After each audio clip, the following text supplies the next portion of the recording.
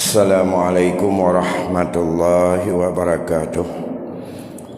Alhamdulillahi rabbil alamin, wal aqibatu lil muttaqin, wala udwana illa 'alal zalimin. Allahumma salli wa sallim ala sayyidina Muhammadin sayyidil anbiya'i wal mursalin wa ala alihi wa ashabihi ajma'in, amma ba'd. Segenap puji beserta syukur kita persembahkan kehadirat Allah Subhanahu wa taala. Selawat dan salam keharibaan junjungan alam Nabi besar Muhammad sallallahu alaihi wasallam pada keluarga dan sahabatnya sekalian.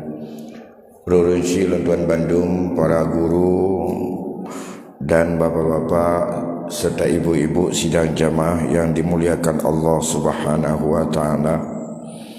Kita lanjutkan berkaitan dengan hukum faraid ini agar semakin sering kita dengar akan juga semakin tergugah dan terbuka, sehingga menyatu kita dengan apa yang dikatakan oleh Rasul bahwa ilmu ini sangat penting dan memegang peranan sangat urgen dalam menstabilkan keluarga, terutama tidak menimbulkan sengketa, dan yang kedua bersih pemilikan dan pemanfaatan kehidupan yang ditinggalkan oleh orang meninggal itu tidak menimbulkan syubhat, apalagi sangat-sangat kita berlindung kepada Allah semoga jangan terjebak kepada haram. Dan kita tidak ada dalam keluarga yang merasa dizalimi andai kata kita mau mengacu kepada apa yang Allah katakan.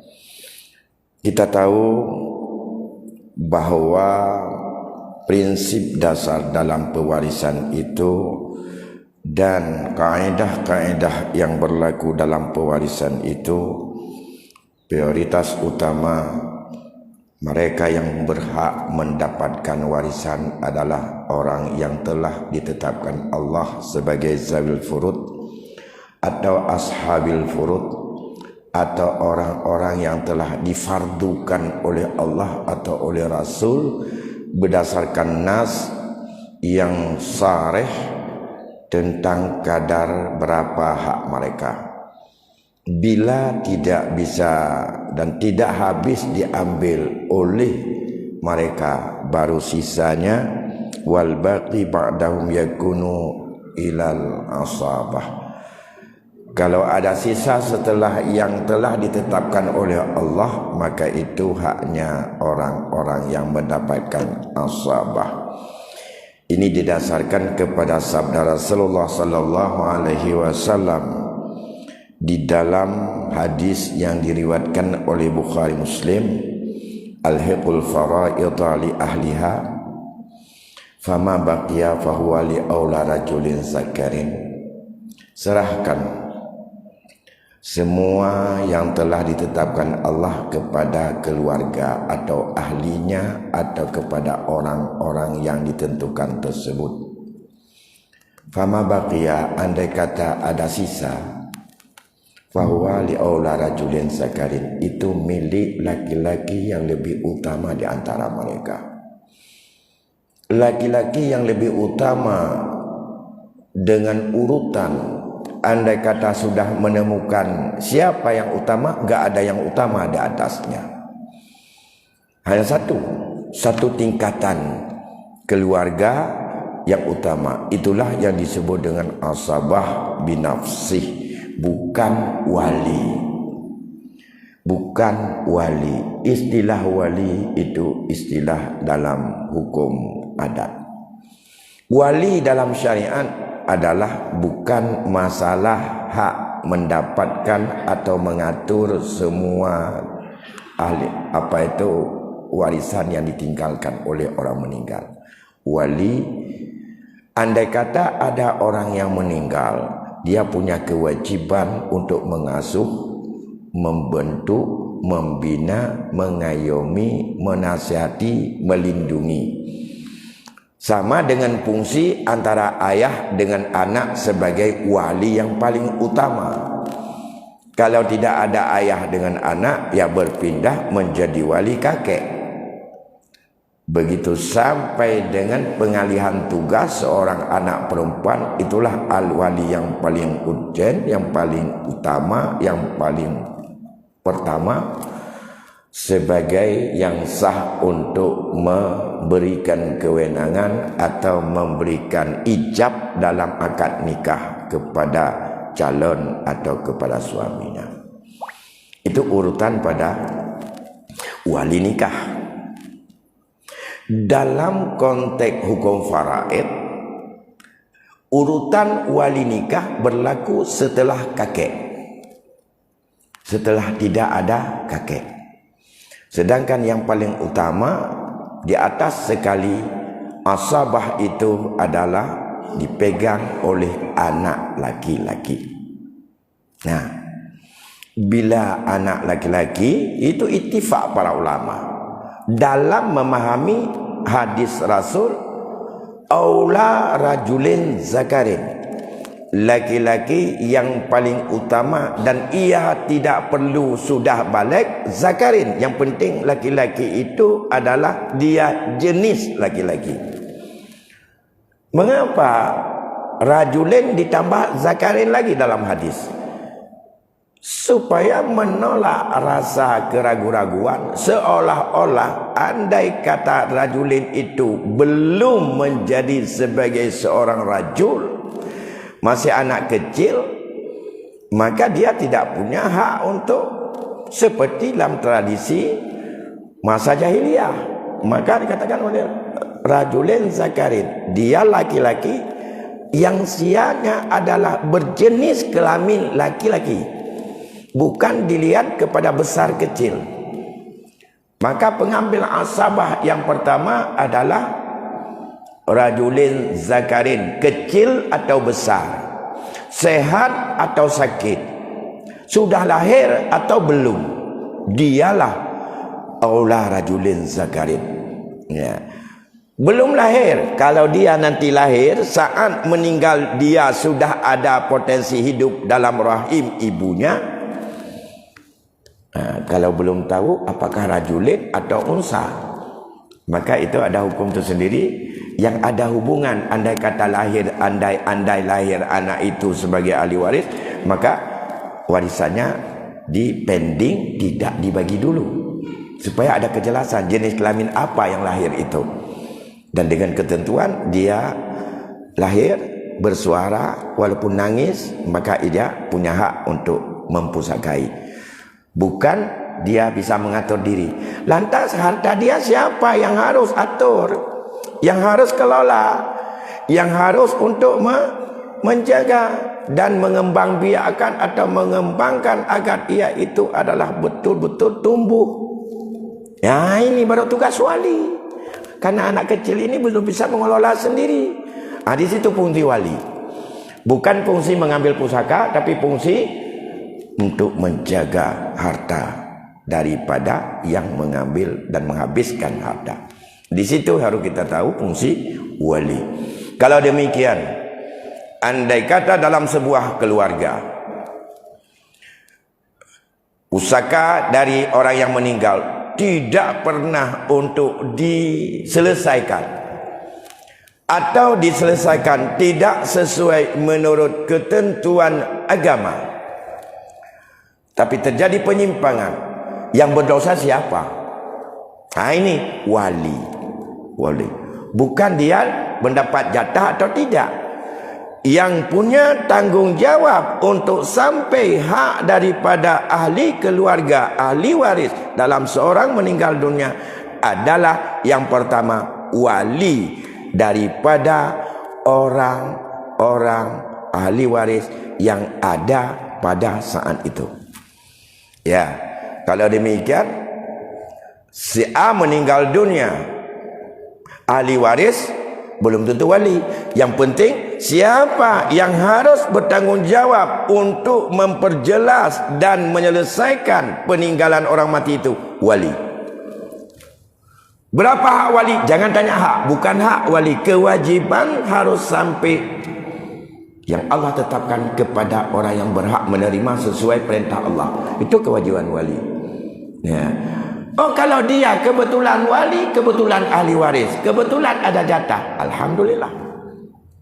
Sebagai contoh saya bilang ya, kita susun aula rajulin dulu.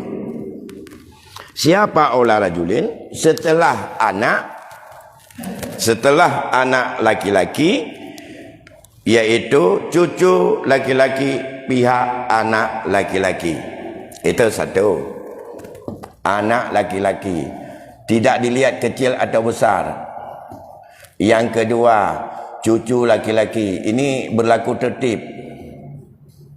Yang ketiga, tutus ke bawah, ayah si mayit. Yang keempat, kakek si mayit. Yang laki-laki semuanya rajulin. Yang kelima, saudara kandung si mayit, saudara kandung. Yang keenam, saudara sebapa si mayit. Yang ketujuh, anak laki-laki saudara kandung. Kedelapan, ini bertertib. Anak laki saudara sebapa.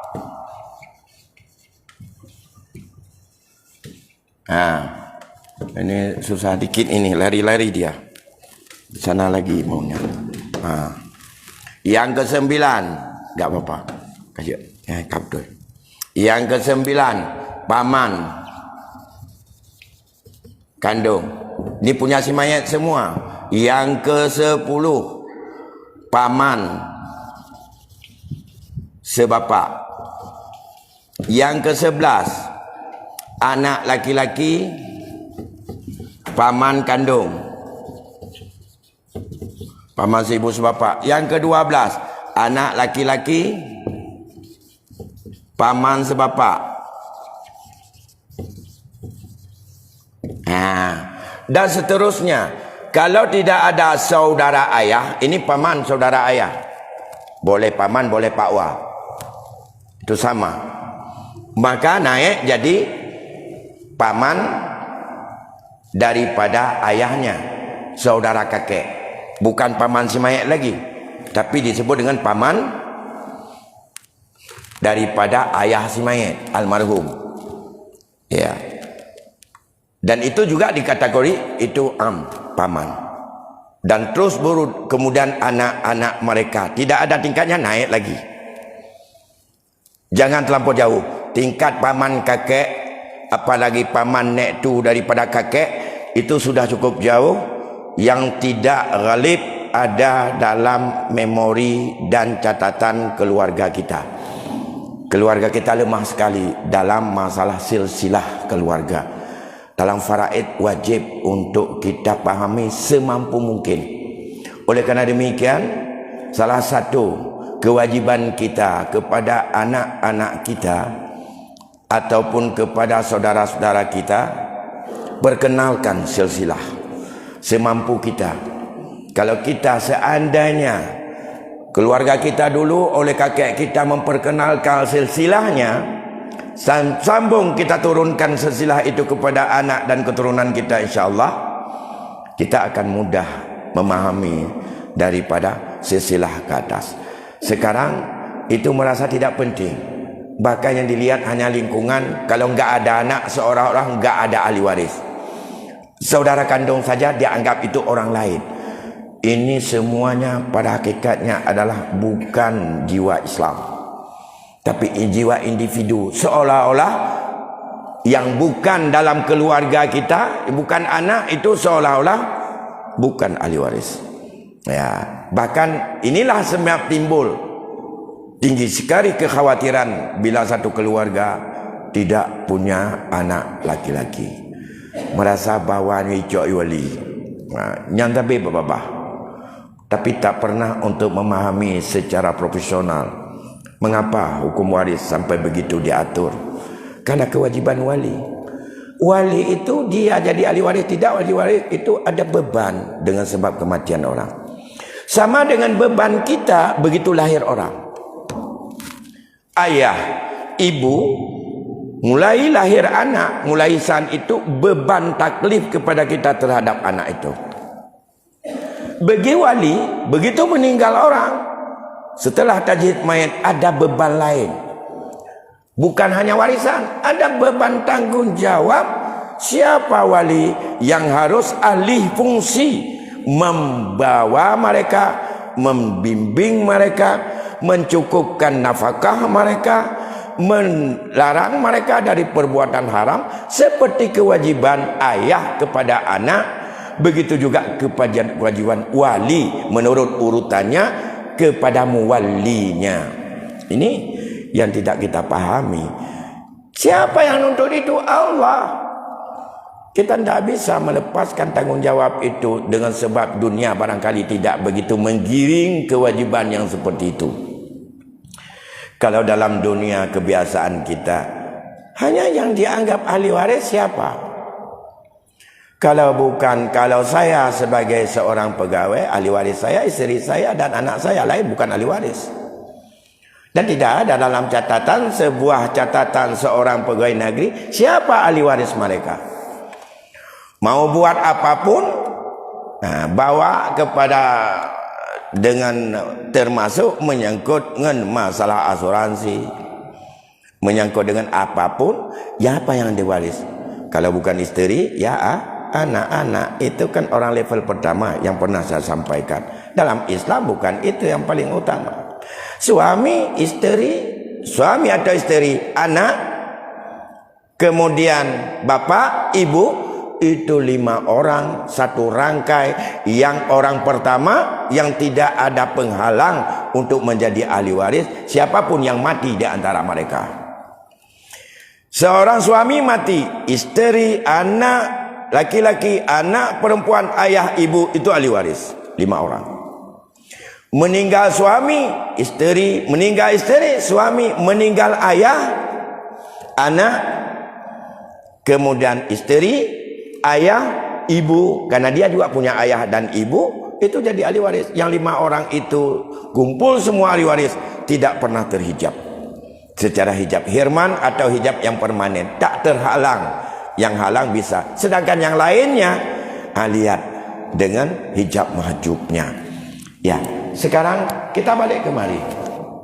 Andai kata ada satu kasus, ini satu bukti, walaupun kita sudah pernah menyampaikan, walaupun kita ulang-ulang, walaupun belum dengan kaifiatut tauzi' belum kita masuk, bagaimana cara untuk membagi pusaka. Andai kata dalam satu kasus ada ahli waris, ada suami, ada ibu, ada 2 saudara seibu, ada 2 orang saudara laki-laki seibu sebapak.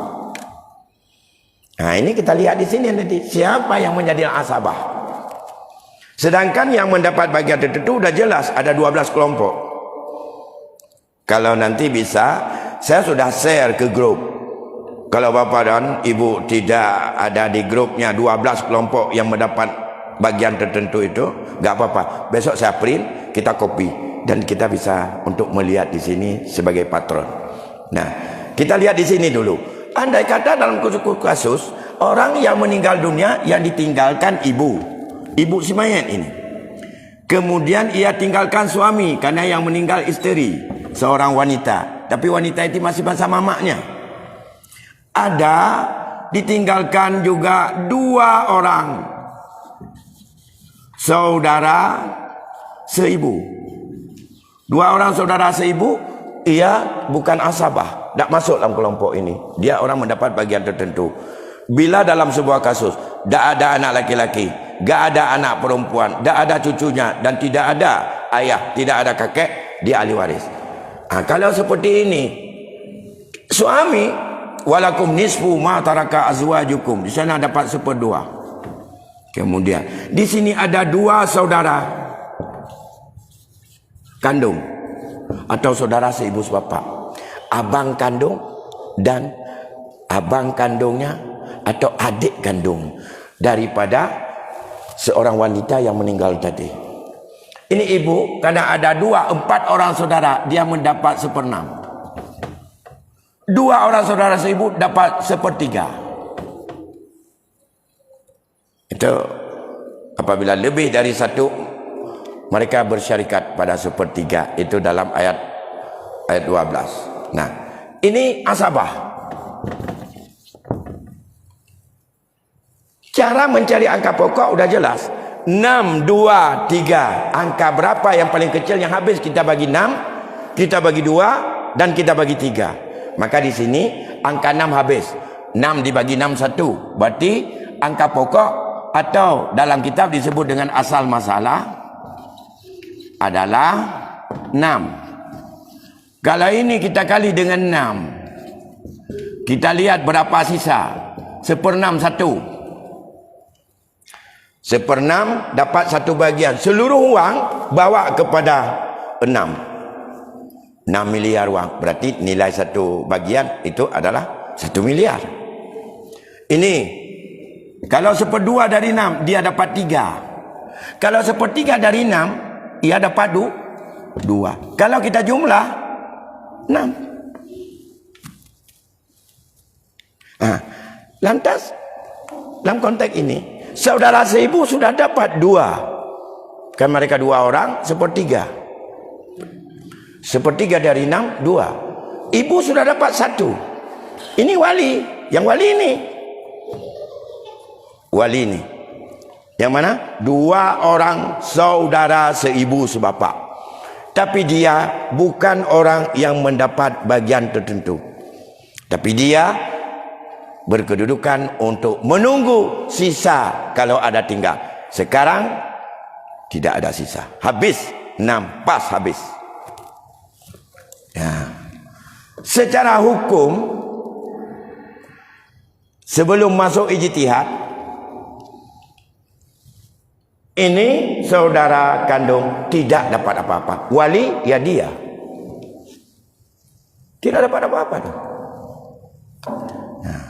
Jadi jangan seolah-olah bantaunnya kan hana yang pai pas sabok saudara sabok mak epat yang na lakau olehnya na mak lon yang saudara sabok ya sabok mak 2 aku tengok tidur 2 tipluh maka dia tidak ada ma baqiyah.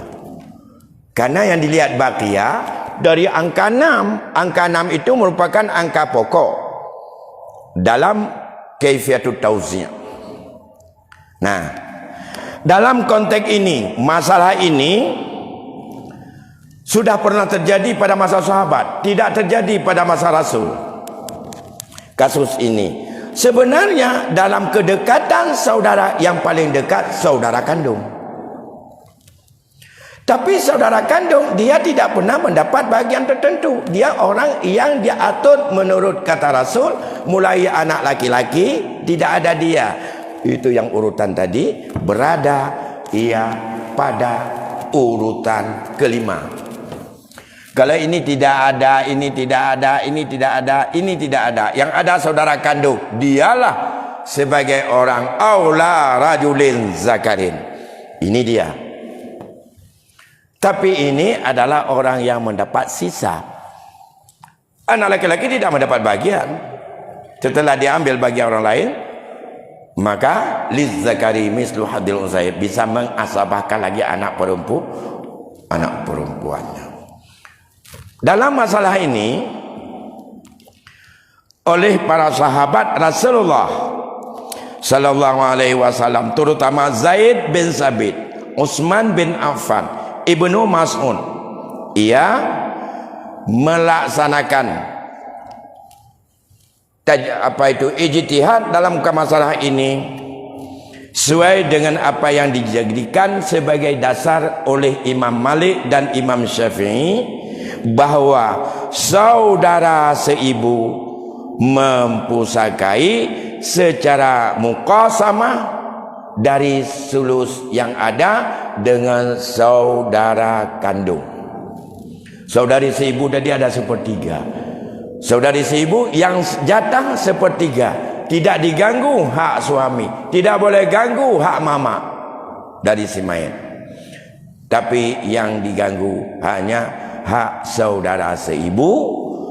Mazhab Syafi'i dan mazhab Malik mengambil pendapat yang pernah diijtihadkan oleh Zaid bin Sabit, Utsman bin Affan dan Ibnu Mas'ud, yaitu bahwa ini dua orang saudara kandung mengambil secara muqasamah, yaitu dengan jalan mereka membagi sama rata pada bagian sepertiga yang diambil oleh saudara seibu. Jatah saudara seibu. Dan jatah saudara seibu, mereka dua orang.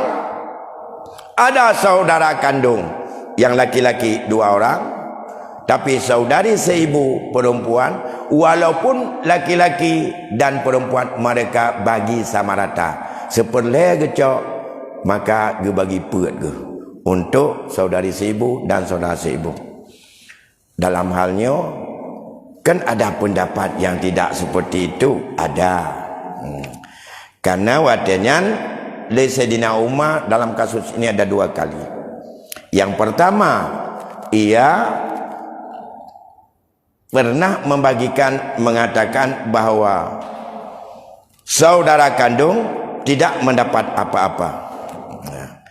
Namun Umar dalam masalah ini, artinya pada kasus yang lain, ia mengikuti daripada apa yang disampaikan oleh Zaid bin Sabit. Saya baca lafaz kitabnya, wa bihaza qada Sayyidina Umar indama aradat alaihi maslatun mumasalah fil mar'atis saniyah faqad hamma ayyaqdiha fiha biqada'ihi sabiq faraji'u hadul warasah qail ya amiril mu'minin hab anna abana kana hajaran mulaqi fil yami alsna auladi am wahidah. Kemudian Sayyidina Umar manakala datang masalah ini, yang pertama ia komit seperti apa yang menurut hukum dasar, yaitu saudara kandung tidak dapat, hanya saudara seibu jaga yang dapat. Kemudian pada kasus yang lain, Umar mempertimbangkan dan mengambil pendapat Zaid demi keadilan, karena yang bertanggung jawab yang lebih dekat dari segi nasab adalah saudara kandung, tetapi dia tidak ada sisa apapun. Akhirnya saudara kandung dibagi sama rata pada bagian sepertiga bagi saudara seibu. Dalam hal ini ada ulama yang tetap pada prinsipnya tidak mendapat saudara kandung. Ada di antara sahabat juga yang sepakat untuk ada muqasamah saudara kandung. Nah, persoalan yang seperti ini, andai kata terjadi dalam masyarakat kita, dalam keluarga kita, kalau minta kerelaan daripada saudara seibu, belum tentu mereka mau. Kuat bagi lo lagi hukum droy mentong kagaknya hana rezeki ada menteng jataganya ke hanaru kamu nyuganya hana kita kalau kira hukum dalam kitab. Sementara lain sahabat pernah berijtihad seperti itu dengan bermacam tinjauan, sehingga bisa legal untuk mereka yang saudara seibu membagi sama rata secara muqasamah dengan saudara kandung yang habis tak pernah ada sisa sehingga enggak dapat apa-apa. Kasus yang seperti ini tentu saja suka sama suka tidak bisa dijalankan. Masalah pengnya hanya dijalankan suka sama suka. Kalau bukan tidak, kalau tidak ada hukum yang memaksa. Kalau hukum memaksa bagaimana bisa? Hal-hal yang seperti ini perlu dituangkan, diambil salah satu di antara dua. Siapa yang ambil? Negara. Dalam bentuk apa? Dalam bentuk undang-undang atau kanun. Nah, inilah yang perlu penetapan undang-undang. Kalau sudah ditetapkan oleh kanun atau undang-undang, bahwa kita mengamalkan pandangan Zaid bin Sabit Ibnu Mas'ud, dan itu yang dijadikan sebagai dasar pijakan oleh mazhab Maliki dan mazhab Syafi'i. Kalau itu sudah dijadikan, otomatis saudara seibu tidak bisa berkutik, itu ketetapan dan itu undang-undang yang berlaku. Maka disinilah yang berlaku yang selalu dikatakan oleh kaidah di dalam kitab usul, al-hukmul hakim turfa'ul khilaf. Kalau sudah ketetapan negara, itu enggak ada lagi saya enggak mau pendapat itu, saya mendapat ini, saya mendapat ini, jadi pendapat itu tidak bisa dikompromi. Nah, apa bedanya? Ya, apa bedanya dituangkan dalam kanun suatu ijtihadiyah yang punya dua pendapat dan khilafiyah? Andai kata ditetapkan oleh negara satu undang-undang yang demikian, itu legal daripada pemberian dan pengalihan hak. Tidak ada, walaupun terpaksa, tapi sudah dipaksa oleh undang-undang. Pihak saudara seibu enggak rela, enggak suka. Apakah tidak halal dialihkan secara sama rata dengan saudara kandung? Halal. Beda dengan masalah pada hadis man akhaza shibran minal aradin tuwiqahu yaumal qiyamah min sawi aradin. Beda, tidak masuk. Siapa yang mengambil sejengkal daripada tanah orang lain, Allah akan menghukumnya sampai dengan beban 7 lapis bumi ini kepadanya. Sejengkai kali 7 lapis menan umpama berat dosa, tanpa ada rida pemilik. Di sini rida tidak rida, karena ini adalah sudah ijtihadiyah, dan itu adalah pernah dikemukakan oleh para sahabat dan bukan hadis. Bente kamu kembali pada hadis. Nyong tak, ini masalah khilafiyah, masalah muqasamah dalam faraid. Sudah berkembang perbedaan pendapat sejak masa sahabat, dan itu legal kalau ambil satu. Legal ambil satu. Sama dengan dalam konteks menyangkut masalah zawil arham juga. Nah, ini satu. Yang kedua, di saat yang seperti ini, andai kata tidak ada sebuah ketetapan negara atau undang-undang yang mengikat, atau kanun bahasa kita untuk Aceh, ini tidak bisa untuk secara pemaksaan. Karena yang bisa memaksa dengan hukum syaukah, dengan ikrah. Siapa yang bisa ikrah? Hanya aturan negara. Dan aturan negara setelah menetapkan satu, itu masih dalam koridor Islam. Beda dengan penetapan menyamakan anak tabani, anak angkat, menyamakan dalam hak pusaka dengan anak kandung. Itu tidak legal dalam agama, karena mukhalafah dengan analisa ijtihad, dan tidak ada khilafiyah bahwa anak angkat itu punya hak pusaka. Saya pikir masih ada waktu, lebih kurang 15 menit lagi. Pada menit itu kau mau belah bawa tak isyarat ya, udah 7 menit. Kalau ada satu atau dua pertanyaan, silakan, mungkin bisa walaupun satu, insyaallah. Bismillahirrahmanirrahim. Assalamualaikum warahmatullahi. Ada satu kasus. Waalaikumsalam ya. Wanita meninggalkan suami, 4 anak perempuan dan 1 anak laki-laki. Harta yang ditinggalkan harta bersama, yaitu 2 rumah, 1 mobil dan tabungan. Kemudian anak yang 3 anak tersebut agar menyampaikan kepada bapaknya agar harta itu dibagi ke harta waris, tapi tak kunjung dibagi. Namun ada beberapa anak yang 1 anak itu seperti meminjam uang gitu kepada si bapak, dan yang anak 1 lagi juga menggunakan harta mobil itu untuk kepentingannya. Pertanyaannya, bagaimana hukumnya si anak ini meminjam uang itu, sedangkan itu uang harta waris yang belum terbagi? Ya. Terima kasih. Yang meninggal tadi isteri ya? Isteri. Baik. Itu yang pertama. Ini kalau jawaban yang paling di ujung terus. Yang sudah jelas mereka dalam harta bersama suami dan isteri, mereka hari ini sudah bubar syirkah. Syirkah bubar. Kalau harta bersama kita anggap sama dengan syirkah. Karena dalam Islam didekati makna analisa adat bukan syirkah. Karena dengan apapun akad syirkah itu adalah tidak sesuai dengan syirkah asli dalam kitab muamalah, perkongsian.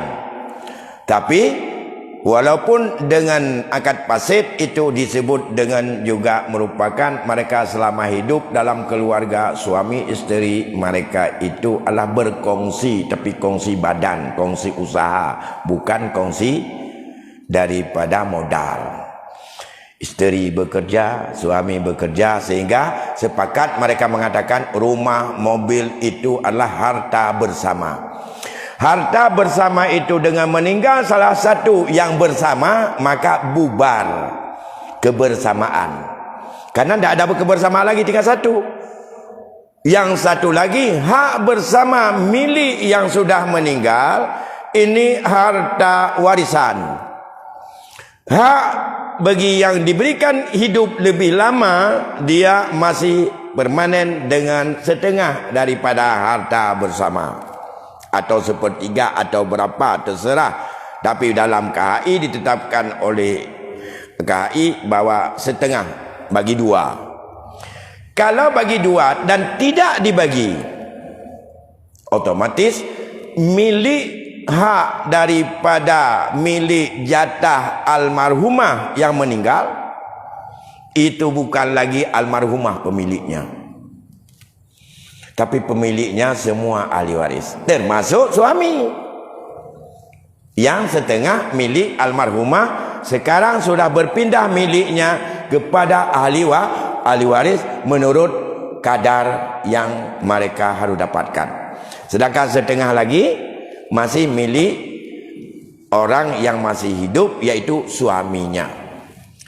Pertanyaannya, di saat kita gabung,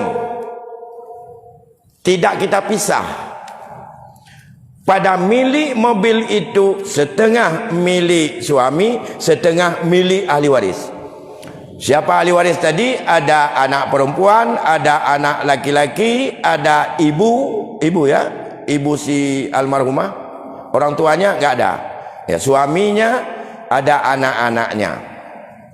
Itu sudah menurut kepada mereka sudah dewasa, sekecil apapun itu adalah berpindah kepada dia yang setengah. Berapa yang berpindah menurut kadar masing-masing. Nah, kalau ini tidak dipisah, minta izin untuk kita jual. Kalau mutlak tasarruf semua ahli waris, bisa kita untuk menggunakan. Kalau tidak bisa ditasarruf apapun. Nah, kalau tidak ditasarruf apapun, lantas sekarang kita jual. Menurut hukum jual beli tidak sah, karena tidak milik sempurna yang kita jual. Karena di situ milik ayahnya, milik anaknya, milik ibunya, ada milik daripada semua yang hidup sebagai ahli waris sesuai menurut kadar jatah masing-masing, kalau tidak dipisah. Satu. Yang kedua, karena ada pendekatan jasa dengan sebahagian anak-anaknya dengan orang tua, sepakat untuk tidak bagi. Tapi yang lain, mereka butuh mana harta milik mereka dari mamaknya. Nah, maka dalam hal ini, yang pertama saya mengatakan bahwa apapun transaksi itu menurut jual beli tidak sah, karena bila tidak ada perwakilan dan diberikan wakilah oleh seluruh pemiliknya. Yang kedua, pemiliknya pun tidak tahu berapa kadarnya karena tidak dibagi. Maka ini terjadi syubhat yang paling besar. Kalau hari ini masih hidup semuanya, tidak ada jaminan berapa hari dia hidup dan harta ini juga belum dibagi, akan berpindah kepada pemilik selanjutnya. Menurut saya itu akan terjadi kekeliruan dalam tasarruf yang tidak halal dan tidak bisa murni bersih, tapi terjadinya percampuran. Dalam Islam tidak betul masalah bagaimana pemilikan, lebih-lebih belum bicara dengan hasil, karena hasil juga akan mengimbas kepada hak masing-masing lagi. Apalagi kalau mobil itu sehari demi sehari bisa terus berkurang nilainya, karena dia semakin tua, tahunnya semakin jauh, dan mesinnya semakin rontok, sementara pemiliknya belum sempat menikmati daripada anak-anaknya. Jadi hal yang demikian maunya jangan dipertahankan, maunya diselesaikan. Karena itu berkaitan dengan tauhid, berkaitan dengan kesucian dan kehalalan dalam pemilikan. Jangan halalan itu kita campur dengan yang haram sedikit itu, yang kita cari halal, tetapi akhirnya kita terjadi syubhat yang paling besar, tapi lebih menjurus kepada masuk jurang, atau di man hama haulal hima yusyaku ayyaqafih, kata Rasul. Demikian barangkali yang dapat kami sampaikan malam ini. Insyaallah di malam lain nanti kita bisa untuk bagaimana yang bagi hukum di malam lain bisa kita jelaskan secara rinci dalam hukum yang sebenarnya, bagaimana yang harus mereka selesaikan itu. Lebih kurang saya mohon maaf. Assalamualaikum warahmatullahi wabarakatuh.